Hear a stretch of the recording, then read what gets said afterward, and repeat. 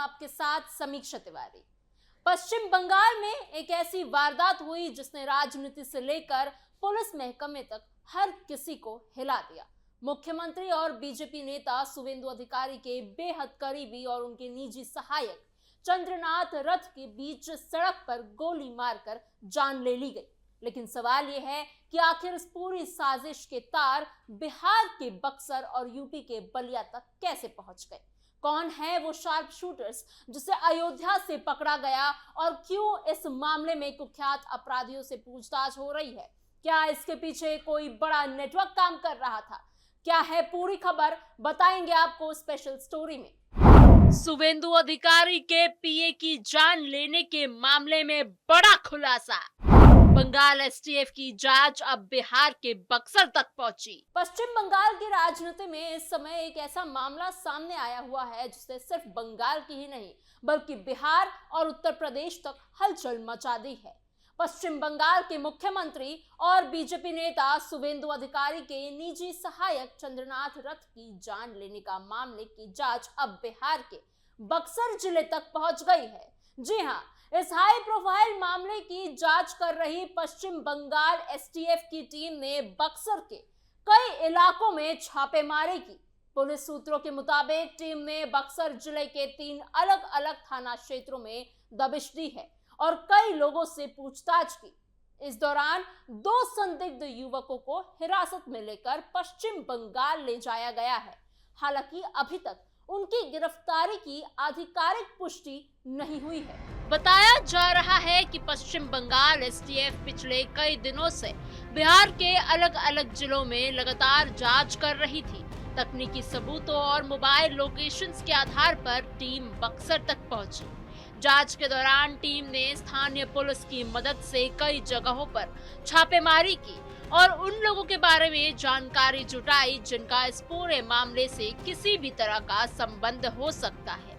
इस कार्रवाई के बाद पूरे बक्सर जिले में चर्चा तेज हो गई क्योंकि अब इस मामले में बिहार और उत्तर प्रदेश के अपराधियों का नाम भी सामने आने लगा है। सूत्रों के मुताबिक एसटीएफ ने बक्सर के कुख्यात अपराधी विशाल श्रीवास्तव से लंबी पूछताछ की है। विशाल श्रीवास्तव का नाम इलाके के बड़े अपराधियों में गिना जाता है। उसके खिलाफ जानलेवा, लूट, आर्म्स एक्ट और कई गंभीर मामला सहित 22 से ज्यादा केसेस दर्ज हैं।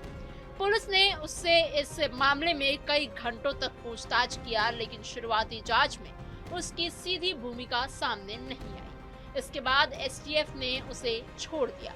हालांकि जांच एजेंसियां अब भी उस पर नजर बनाए हुए हैं। इस बीच बक्सर से मयंक मिश्रा और विक्की मौर्य नाम के 2 युवकों को हिरासत में लिया गया है। बताया जा रहा है कि दोनों से लगातार पूछताछ की गई और फिर उन्हें पश्चिम बंगाल ले जाया गया। हालांकि पुलिस की तरफ से अभी तक ये साफ नहीं किया गया है कि दोनों को औपचारिक रूप से गिरफ्तार किया गया है या सिर्फ अभी पूछताछ के लिए ही साथ ले जाया गया है। बक्सर पुलिस भी इस मामले पर ज्यादा कुछ बोलने से अभी बच रही है। बक्सर के डीएसपी ने जांच की संवेदनशीलता का हवाला देते हुए किसी भी तरह की जानकारी देने से इनकार कर दिया है। इस पूरे मामले में एक बड़ा मोड़ तब आया जब उत्तर प्रदेश के बलिया जिले से राज सिंह नाम के एक शार्प शूटर को हिरासत में लिया गया है। रविवार रात उसे पकड़ा गया और सोमवार सुबह उसकी गिरफ्तारी दिखाई गई। बताया जा रहा है कि राज सिंह प्रोफेशनल शूटर है और कई बड़े अपराधियों के संपर्क में रह चुका है। बलिया पुलिस के अनुसार उन्हें मीडिया रिपोर्ट्स के जरिए इस गिरफ्तारी की जानकारी मिली है। बलिया एसपी ओमवीर सिंह के पीआरओ ने कहा है कि पुलिस टीम ये पता कर रही है कि राज सिंह कौन है, कहां से पकड़ा गया और उसका पूरा इस मामले पे क्या संबंध है। उत्तर प्रदेश पुलिस सूत्रों का कहना है कि चंद्रनाथ रथ की जान लेने के मामले में कोलकाता पुलिस ने बलिया निवासी राजनाथ सिंह को अयोध्या से पकड़ा। इसके बाद उसे कोलकाता ले जाया जा रहा है। बताया जा रहा है कि कुछ ही समय से बिहार में बक्सर में ये रह रहा था। सूत्रों के मुताबिक बक्सर के एक अपराधी से पूछताछ के बाद कोलकाता पुलिस को राज सिंह के अयोध्या में छिपे होने की जानकारी मिली और फिर वहां से उसे दबोचा गया। अब जांच एजेंसियां ये पता लगाने में जुटी हुई है कि इस पूरी साजिश के पीछे कौन लोग हैं। क्या ये किसी बड़े नेटवर्क का हिस्सा तो नहीं था। 6 मई की रात चंद्रनाथ रथ पर हुआ जानलेवा हमला। बिहार, यूपी और बंगाल कनेक्शन से जांच हुई और गहरी। दरअसल ये पूरा मामला 6 मई की रात का है, जब पश्चिम बंगाल के मुख्यमंत्री और बीजेपी नेता शुवेंदु अधिकारी के निजी सहायक चंद्रनाथ रथ की गोली मारकर जान ले ली गई। 42 साल के चंद्रनाथ रथ उस रात कोलकाता से मध्यम ग्राम स्थित अपने किराए के घर जा रहे थे। बताया जा रहा है कि वो अकेले रहते थे।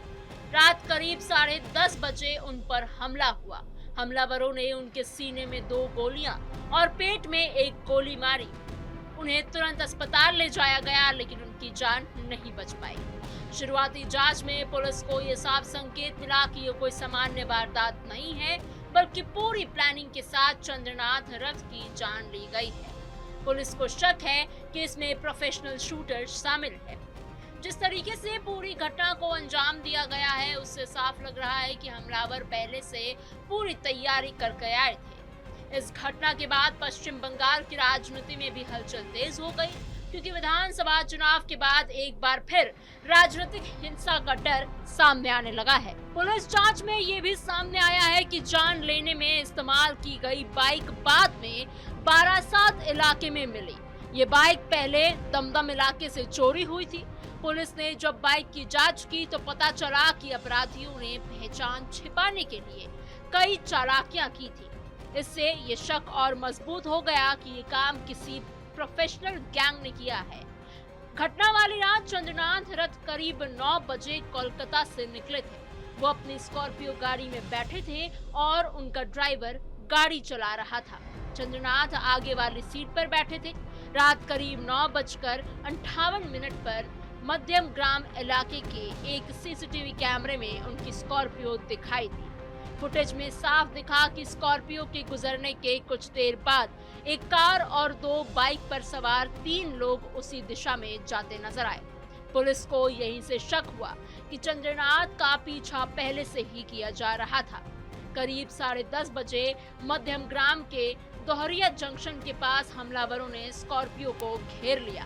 पहले एक कार स्कॉर्पियो के आगे जाकर रुकी, जिससे ड्राइवर को मजबूरी में गाड़ी रोकनी पड़ी। जैसे ही गाड़ी रुकी, बाइक पर सवार हमलावर तेजी से स्कॉर्पियो के पास पहुंचे। इसके बाद उन्होंने बिना समय गवाए फायरिंग शुरू कर दी। बताया जा रहा है कि हमलावरों ने 6 से 10 राउंड गोलियां चलाई। अचानक हुए इस हमले से चंद्रनाथ और उनका ड्राइवर कुछ समझ नहीं पाए। वारदात को अंजाम देने के बाद हमलावर वहां से तेजी से फरार हो गए। पुलिस के मुताबिक हमलावर अपनी कार वहीं छोड़कर मोटरसाइकिलों से 2 अलग-अलग रास्तों से भाग निकले। बाद में पुलिस ने घटनास्थल से कार बरामद की, लेकिन जांच में पता चला कि कार की नंबर प्लेट फर्जी थी। इतना ही नहीं, कार के चेसिस नंबर से भी छेड़खानी की गई थी ताकि पुलिस आसानी से वाहन की पहचान न कर सके। जांच के दौरान पुलिस को यह भी पता चला कि हमलावरों ने ग्लॉक 47X पिस्टल का इस्तेमाल किया था। ये एक आधुनिक और बेहद ही महंगा हथियार माना जाता है, जिसका इस्तेमाल आम अपराधी नहीं करते हैं। पुलिस अधिकारियों का कहना है कि इस तरह के हथियार तक पहुंच सिर्फ प्रोफेशनल अपराधियों या फिर बड़े गैंग्स की ही होती है। जिस तरीके से पूरी वारदात को अंजाम दिया गया, उससे साफ लग रहा है कि इसमें शामिल लोग प्रशिक्षित थे, प्रोफेशनल थे और उन्हें पहले से ही पूरी जानकारी दी गई थी। एक पूरा प्लानिंग इसके पीछे बना था। चंद्रनाथ रथ की जिंदगी भी काफी दिलचस्प रही थी। वो पहले एयरफोर्स में अधिकारी रह चुके थे। बाद में उन्होंने VRS लिया और कुछ समय तक कॉर्पोरेट सेक्टर में काम किया। इसके बाद वो राजनीति से जुड़े। बताया जाता है कि शुवेंदु अधिकारी तृणमूल कांग्रेस के नेता थे उस समय, तभी से चंद्रनाथ उनके साथ काम कर रहे थे, यानी काफी लंबे समय से। वो शुवेंदु अधिकारी के बेहद भरोसेमंद लोगों में गिने जाते थे और लंबे समय से उनके करीबी सहयोगी थे। साल 2019 में चंद्रनाथ रथ आधिकारिक तौर पर शुवेंदु अधिकारी की टीम का हिस्सा बन गए। उस समय शुवेंदु ममता बनर्जी सरकार में मंत्री थे। चंद्रनाथ ने कई चुनावी अभियानों में अहम भूमिका निभाई थी। भवानीपुर सीट के चुनाव अभियान की जिम्मेदारी भी उन्होंने ही संभाली थी और यही वो सीट थी जहां से शुवेंदु अधिकारी ने ममता बनर्जी को करीब 15,000 वोटों से हराया था। राजनीति में सक्रिय रहने के बावजूद चंद्रनाथ हमेशा लो प्रोफाइल रहे। वो ज्यादा सुर्खियों में नहीं रहते थे और शांत स्वभाव के इंसान माने जाते थे। उन्होंने रहरा रामकृष्ण मिशन से पढ़ाई की और अब इस पूरे मामले में बिहार, उत्तर प्रदेश और पश्चिम बंगाल का कनेक्शन सामने आने के बाद जांच और भी ज्यादा गंभीर हो गई है। पुलिस ये पता लगाने की कोशिश कर रही है कि आखिर चंद्रनाथ रथ की जान लेने के पीछे असली वजह क्या थी। क्या ये सिर्फ किसी व्यक्तिगत दुश्मनी का मामला था या फिर इसके पीछे कोई बड़ी राजनीतिक या आपराधिक नेटवर्क काम कर रहा था। जिस तरह से प्रोफेशनल शूटर, चोरी की बाइक और फर्जी नंबर प्लेट और आधुनिक हथियार का इस्तेमाल हुआ है, उससे तो ये साफ है कि ये कोई साधारण अपराध नहीं है।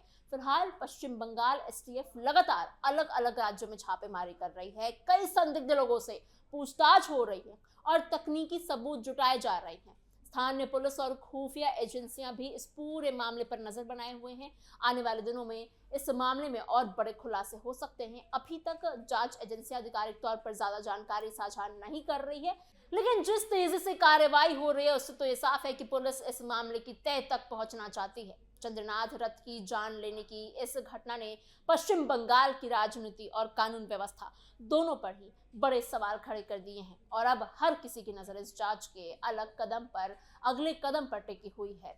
ऐसे में देखना ही होगा खुलासा और क्या क्या होता है, क्योंकि माना जा रहा है कि ये सब कुछ टीएमसी की तरफ से, ममता बनर्जी और अभिषेक बनर्जी की तरफ से किया गया है, क्योंकि ये एक तरह का बदला था। लेकिन अभी जांच एजेंसियां इस चीज का भी खुलासा करने के लिए कुछ समय ले रही है। फिलहाल वो बहुत कुछ साझा नहीं कर रही है, लेकिन देखना होगा कि जांच में और क्या कुछ सामने आता है। क्या ममता बनर्जी और अभिषेक बनर्जी का भी नाम इस मामले में आता है या फिर नहीं। आपको हमारी खबर कैसी लगी है और आपके इस पूरे मामले पर क्या सोच विचार है? आप क्या सोचते हैं, ये घटना किसने की होगी, क्या इसके पीछे राज होगा? हमें कमेंट बॉक्स में जरूर बताइएगा। ऐसी और खबरों के लिए बने रहिए कैपिटल टीवी बिहार के साथ।